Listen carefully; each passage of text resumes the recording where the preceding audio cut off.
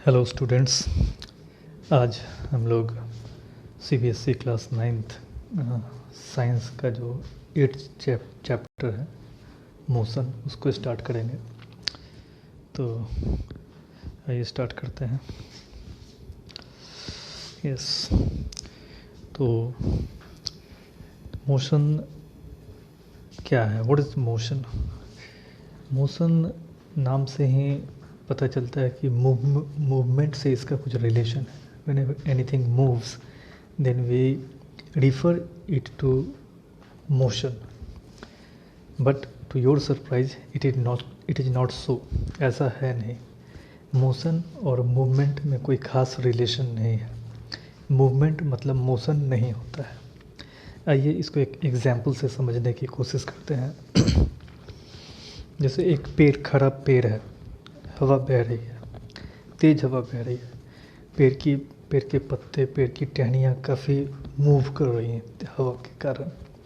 तो क्या हम कहेंगे कि पेड़ मोशन में है? नहीं, पेड़ मोशन में नहीं है। पेड़ तब मोशन में होता है जब वो जड़ से उखड़ करके थोड़ा सा डिस्टेंस ट्रेवल कर पाता है, लेकिन ऐसा होता नहीं है। उसका सिर्फ बॉडी पार्ट्स मूव करता है। तो मूवमेंट मीन्स मोशन नहीं होता है। तो मोशन एग्जैक्टली है क्या? तो मोशन क्या है कि motion can not be considered in isolation. अकेले मोशन को नहीं कंसिडर किया जा सकता है। या फिर मोशन की जब भी चर्चा होगी तो एक रेफरेंस पॉइंट की चर्चा होगी। रेफरेंस पॉइंट क्या मैं बोल रहा हूँ, इसको समझ लीजिए अच्छे से। रेफरेंस पॉइंट वो होता है जिसके तुलना में मोशन को कंसिडर हम लोग करते हैं। उदाहरण के लिए कि अगर कोई आदमी बोलता है कि मैं चल रहा हूँ, मैं मोशन में हूँ, आई एम इन मोशन, तो ये स्टेटमेंट इनकम्प्लीट है, क्योंकि इसने रेफरेंस पॉइंट की चर्चा नहीं की। रेफरेंस पॉइंट का अर्थ होता है कि मैं उसके रिस्पेक्ट में चल रहा हूँ, उसके तुलना में चल रहा हूँ। उदाहरण के लिए कहने का मतलब, अगर वही व्यक्ति यह बोलता है कि मैं अपने घर से निकल रहा हूँ स्कूल के लिए, तो ये ज़्यादा कंप्लीट सेंटेंस लग रहा है कि इससे ये पता चलता है कि वो अपने घर से लगातार दूर जा रहा है। कोई आदमी ये बोलता है कि जैसे ट्रेन में कोई आदमी बैठा हुआ है, अपने बगल वाला आदमी को अगर कहेगा कि हम जा रहे हैं, तो बगल वाला आदमी कहेगा कहाँ जा रहे हैं, बाथरूम जा रहे हैं क्या? तो वो बोलेगा नहीं, बाथरूम नहीं, हम यहाँ से दिल्ली जा रहे हैं ट्रेन में बैठ के। तो बोले आप कैसी बात कर रहे हैं, हम सभी लोग जा रहे हैं, तो आप कहाँ, थोड़े कोई दूसरे जगह जा रहे हैं। इसका अर्थ ये हुआ कि वो जो आदमी है सो अपने बगल वाले आदमी के रिस्पेक्ट में मोशन में नहीं है, लेकिन फिर भी वो जा तो रहा है। तो वो किसके रिस्पेक्ट में मोशन में है? जो व्यक्ति ट्रेन से बाहर खड़ा है, वो रुका हुआ है और वो चल रहा है। लेकिन ट्रेन वाला व्यक्ति, दोनों व्यक्ति बैठा हुआ है, इसलिए दोनों व्यक्ति एक दूसरे के लिए रेस्ट में है।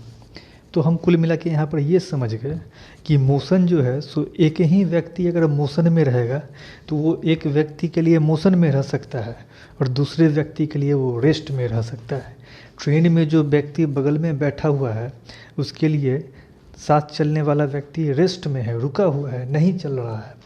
लेकिन जो स्टेशन पे, प्लेटफॉर्म पे चाय बेच रहा है, उस वाले व्यक्ति के रिस्पेक्ट में वो मोशन में है। वो चाय वाला व्यक्ति कहेगा अरे वो तो चला गया, मेरा पैसा चाय का दिया ही नहीं। उसके लिए वो मोशन में, वो जा रहा है लगातार। लेकिन बगल वाला आदमी जो बैठा हुआ है, उसके लिए वो कहीं नहीं जा रहा है, वो बगल में ही बैठा हुआ है। वो बोलेगा कि हम दिल्ली जा रहे हैं, तो बगल वाला आदमी उसको बोलेगा बेवकूफ़ है, ये हम लोग सब लोग से एक साथ जा रहे हैं, आप कहाँ कहीं जा रहे हैं, बगल में हम लोग बैठे हुए हैं। तो एक ही व्यक्ति एक ही समय में एक व्यक्ति के लिए मोशन में होगा, दूसरे व्यक्ति के लिए रेस्ट में हो सकता है।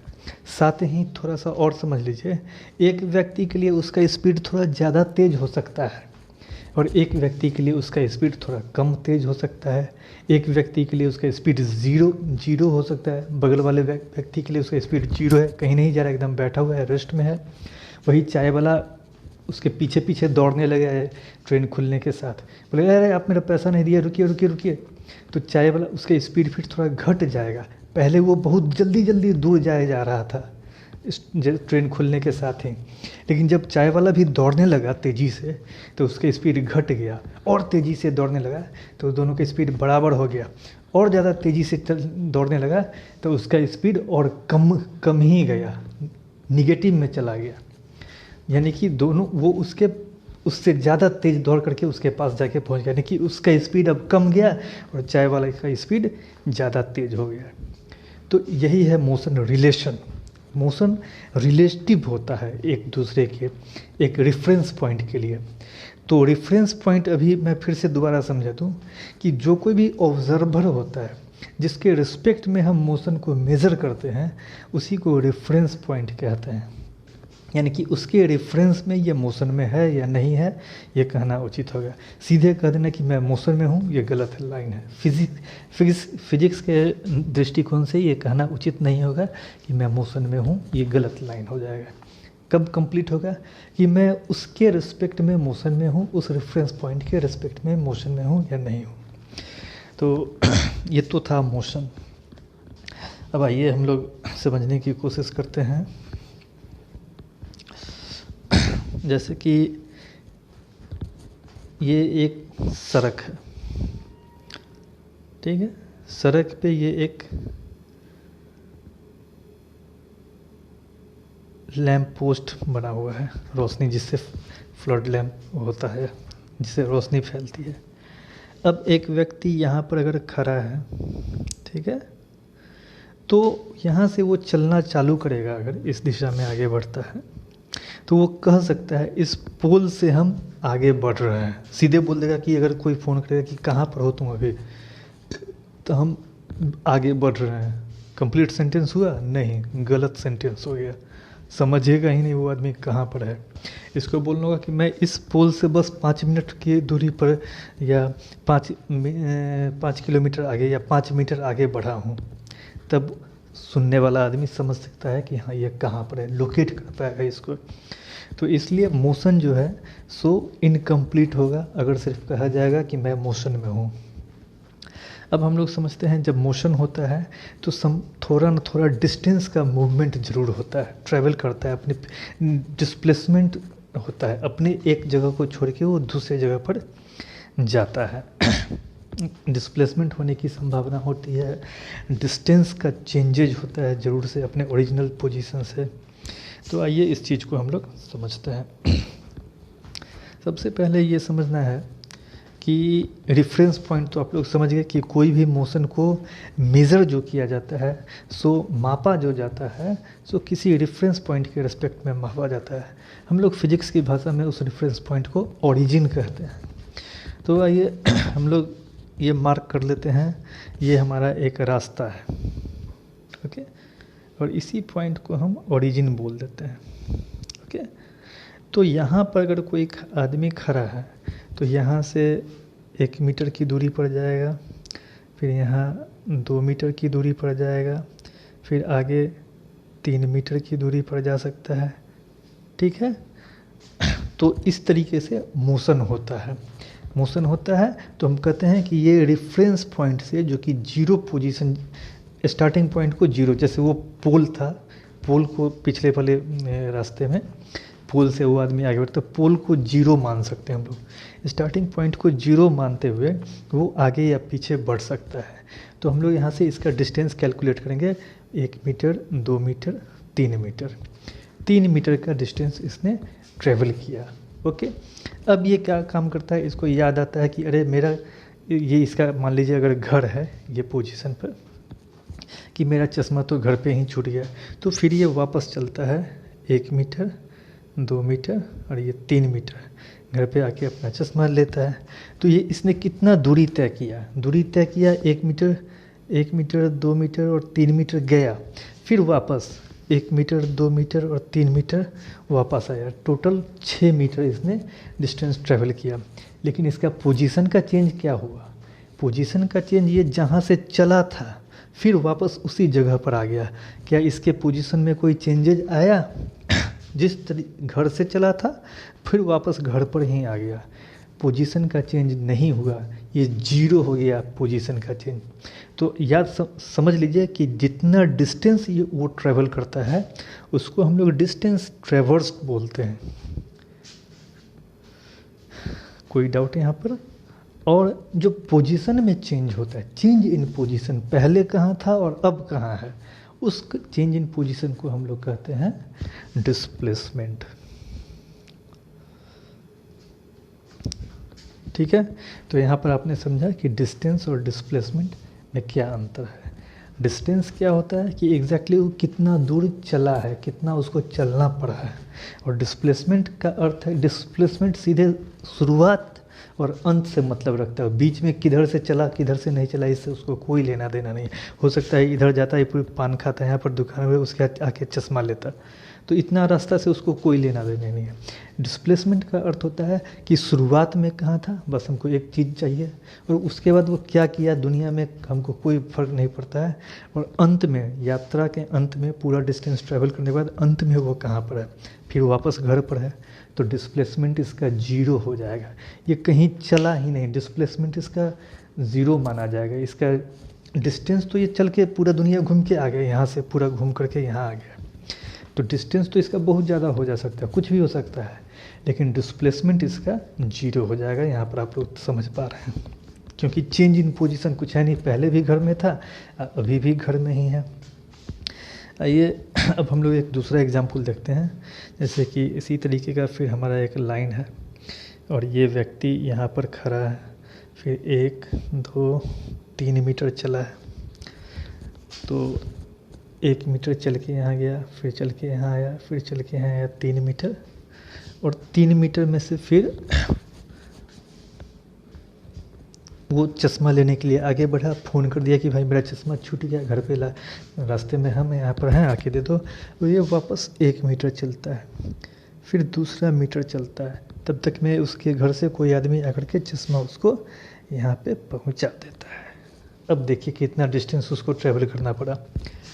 1 मीटर चला यहाँ से यहाँ तक, फिर दूसरा मीटर चला, फिर तीसरा मीटर चला, अब फिर वापस आ रहा है चश्मा लेने के लिए। ये चौथा मीटर बेचारे को चलना पड़ा, यहाँ 5वां मीटर चलना पड़ा। 5वां मीटर पर वो रुक गया, क्योंकि उसके घर से कोई दूसरा आदमी आकर के उसको चश्मा दे दिया यहीं पर। 5 मीटर भी चला है और यहाँ पर उसका वो रुक गया है। तो अब बताइए इसमें डिस्टेंस कितना चला वो और डिस्प्लेसमेंट कितना हुआ। ध्यान से समझिए, डिस्टेंस होता है कितना दूर एग्जैक्टली वो चला है, कितना मीटर वो चला है। तो 1 मीटर, 2 मीटर, 3 मीटर, 4 मीटर और 5 मीटर, 5 मीटर डिस्टेंस हो गया। डिस्प्लेसमेंट कितना हो जाएगा? डिस्प्लेसमेंट है, पहला पोजीशन था उसका 0 पर, ठीक है, और अभी का पोजीशन क्या है, कितना किधर से चला किधर से नहीं चला उससे कोई फर्क नहीं पड़ा। Initial and final position, displacement is equal to, displacement को एस लिखते हैं, displacement is equal to final position minus initial position. Final position कितना है, यहाँ से चला था, यहाँ गया, फिर यहाँ से चला, फिर यहाँ आ गया और यहाँ पर रुका हुआ है, यानी कि ये 1 है, 1 मीटर पर रुका हुआ है।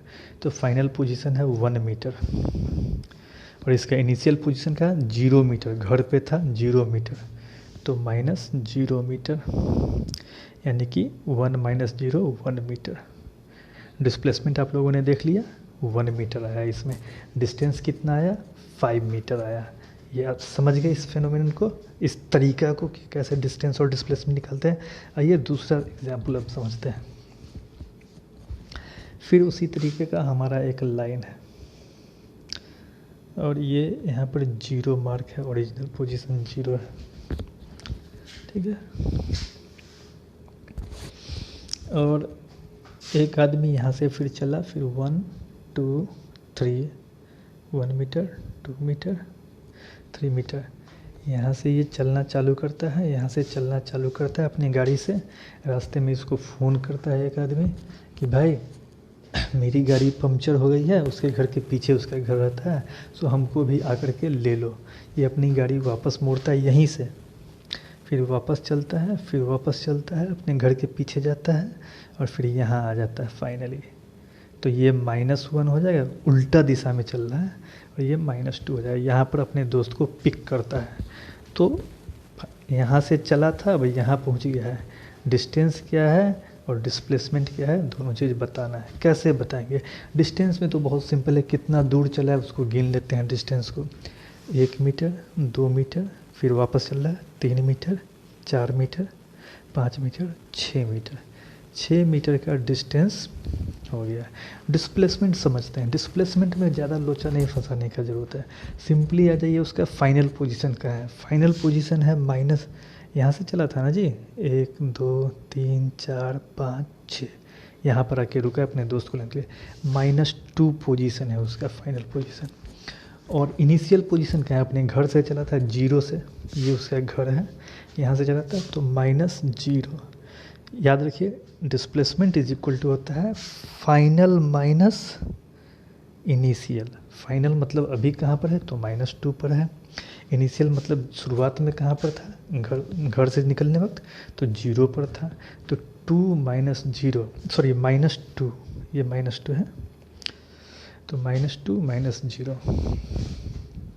-2 और -0, total is equal to -2 - 0 -2 metre. तो डिस्प्लेसमेंट हो गया -2 मीटर और डिस्टेंस हो गया 6 मीटर। आप लोग कुल मिला के यहाँ पर ये समझे हैं कि डिस्टेंस और डिस्प्लेसमेंट कैसे निकाला जा सकता है।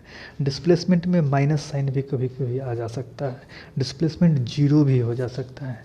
लेकिन अगर मोशन हुआ है तो डिस्टेंस कभी भी 0 नहीं होगा। डिस्टेंस जितना वो चला है उतना डिस्टेंस गिन करके आप लोग लिख दे सकते हैं, कैलकुलेट करके लिख दे सकते हैं। आइए अब एक थोड़ा सा कॉम्प्लेक्स सवाल है, देखने में कॉम्प्लेक्स मत है लेकिन है, होगा नहीं, इसको समझने की कोशिश हम लोग करते हैं। देखिए सवाल क्या है कि चलिए पटेल मैदान में एक सर्कुलर ट्रैक है जिस पर सब लोग दौड़ता है। सर्कुलर ट्रैक, ओके, जिस पर सभी लोग दौड़ता है। ऐसा मान लेते हैं हम लोग कि उसका रेडियस है 140 मीटर, ओके, ऐसा मान लेते हैं। अब एक आदमी है जो उसको पूरा एक चक्कर लगाने में 140 मीटर, एक चक्कर लगाने में उसको कितना मिनट लगता है? चलिए मान लेते हैं 4 मिनट लग जाता है। टाइम जो लगता है उसको एक चक्कर में 4 मिनट लग जाता है। अब हमारा सवाल है कि एक आदमी जो है सो 10 मिनट में, वही आदमी 4 मिनट अगर लगाता है तो आदमी 10 मिनट में कहाँ पर उसका पोजीशन, डिस्टेंस और डिस्प्लेसमेंट क्या होगा? Distance and displacement is equal to what in 10 minutes, यही सवाल है। ओके, आइए इस सवाल को हम लोग बनाते हैं, समझने की कोशिश करते हैं। यहीं पर लिख देते हैं distance and displacement is equal to what in 10 minutes. ठीक है, यही सवाल है हमारा। आइए इसको बनाते हैं। डिस्टेंस पूछे, सबसे पहले हम लोग डिस्टेंस पार्ट को सॉल्व करेंगे। डिस्टेंस बराबर हम लोग जानते हैं स्पीड इनटू टाइम। टाइम इस क्वेश्चन में दे दिया है, 10 मिनट का टाइम है। स्पीड निकालना पड़ेगा, हम लोग को स्पीड नहीं पता है। स्पीड निकालने के लिए हम लोग इसका यूज करेंगे। सर्कुलर पाथ का रेडियस दिया हुआ है 140 मीटर, तो ये पूरा कितना डिस्टेंस होगा, सरकमफ्रेंस इसका निकल जाएगा, वही डिस्टेंस होगा। सरकमफ्रेंस बराबर होता है 2 पाई आर, ओके। और एक चक्कर लगाने में जो कि सरकमफ्रेंस होता है, टाइम लग जाता है 4 मिनट, इससे स्पीड निकल जाएगा। ओके, आइए निकाल लेते हैं। 2 आर का वैल्यू है 140, यहाँ पे मल्टीप्लाई है, आप लोग ध्यान रखिएगा। और पाई का वैल्यू है 22/7 और नीचे बटा में 4 है, इसको भी ध्यान रखना है। इसको काटने पर ज़रा सा आप लोग ध्यान दीजिए कितना कटना होगा। ये 7 कट जाएगा, 7 140 से 20 टाइम्स में, ओके। 20 टाइम्स में कट जाएगा, तो देख लीजिए। और यहाँ पे तो ये हो जाएगा, ये 2, ये 20 और ये 22 और नीचे में 4, 2, 20, 22 बाई 4, तो 2 दूना 4 और 10 दूना 20। कितना आ गया भाई? कुछ गड़बड़ हो रहा है क्या?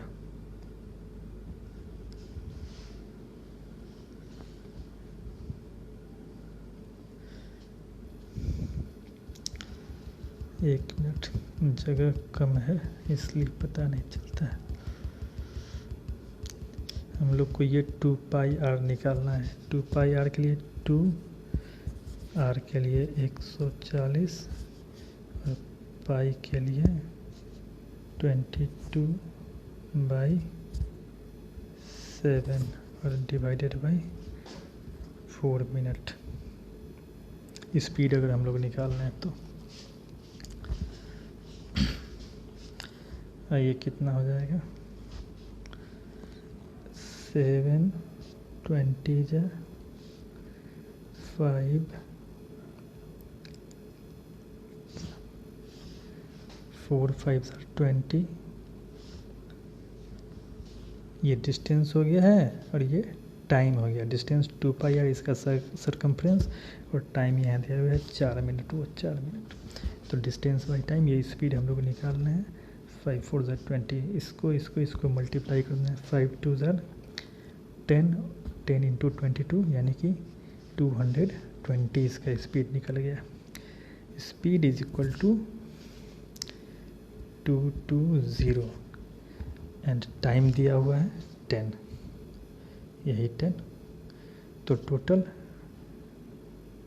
2200, ये आ गया आपका distance, first part. Okay, distance कितना आ गया? 2200। अब इसका हम लोग सेकेंड पार्ट डिस्प्लेसमेंट निकालेंगे। ये रहा मेरा सर्किल, इसका 140 का ये था, 10 मिनट में ये कहाँ पर रहेगा? इसका पूरा सरकमफ्रेंस एक बार में आता है 2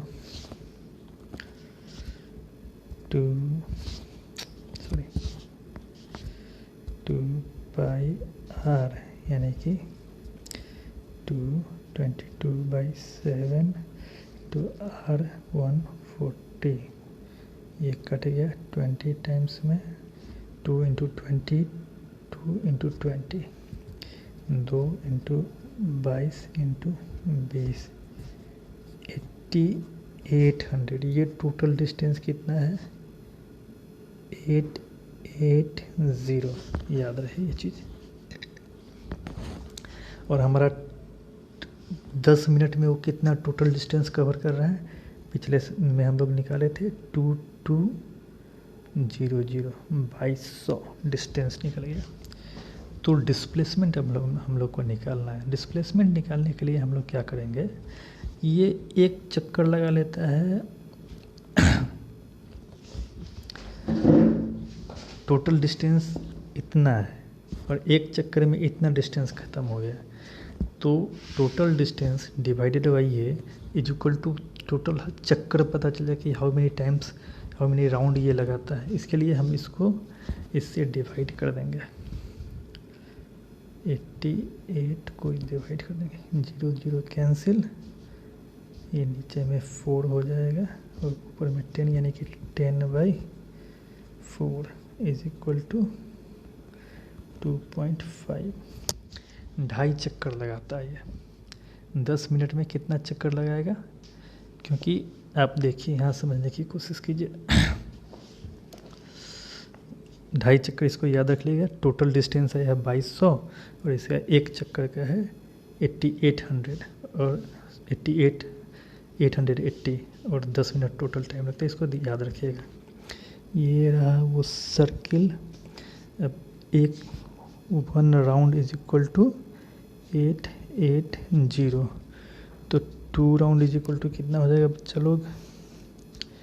880 इंटू 2 यानी कि 0617। ओके, और 2.5 राउंड हम लोग को निकालना है जी। 2.5 राउंड इज इक्वल टू कितना जाएगा? 880 इंटू 2.5 यानी कि यही हो जाएगा आपको जो आया था 2200। यानी कि 2200 वो चक्कर 10 मिनट में लगा लेता है, लेकिन उसके लिए उसको 2.5 राउंड लगाना पड़ता है। यहाँ से चला ये 140 है, यहाँ से चला ये 1 राउंड, ये दूसरा राउंड, और ये तीसरा राउंड इसका आधा यहाँ पर आके रुक जाएगा। देखिए इसका रेडियस है 140, तो ये डायमेट्रिकली यहाँ पर था और यहाँ पर रहेगा, अपोजिट रहेगा, तो ये भी 140 होगा। तो अभी ये कहाँ पर है? अभी यहाँ 140 और यहाँ 140, टोटल कितनी दूरी है? इनिशियल पोजीशन से फाइनल पोजीशन पर कितनी दूरी है? इसी को डिस्प्लेसमेंट कहते हैं। तो 140 प्लस 140 यानी कि 280 diametrically opposite to its original position. Okay, तो इस तरीके से आप लोग डिस्प्लेसमेंट और डिस्टेंस निकालना सीखें। थोड़ा क्वेश्चन डिफ़िकल्ट ज़रूर था, इसको एक बार वीडियो को 2-4 बार आप लोग देख लीजिएगा तो पता चल जाएगा कि कैसे डिस्प्लेसमेंट और डिस्टेंस निकाला जा सकता है। तो अब हम लोग इसको बंद करते हैं और वापस चैप्टर पर हम लोग आते हैं। ये रहा आपका चैप्टर। अभी हम लोग इसका जो मेन कंसेप्ट होता है ये समझने की कोशिश की। ये डिस्प्लेसमेंट वाला 1 लाइनर है। यहाँ पर कुछ क्वेश्चन दिया हुआ है। अगर आप लोग अब इस क्वेश्चन को अटेम्प्ट कीजिएगा तो मेरे ख्याल से ये सारा क्वेश्चन आपसे बन जाना चाहिए। ओके, मैं चाहूँगा ये 1, ये 2, ये 3 क्वेश्चन आप लोग बनाइए और बना करके अपना फ़ोटो खींच करके व्हाट्सएप ग्रुप पर अपडेट कर दीजिए।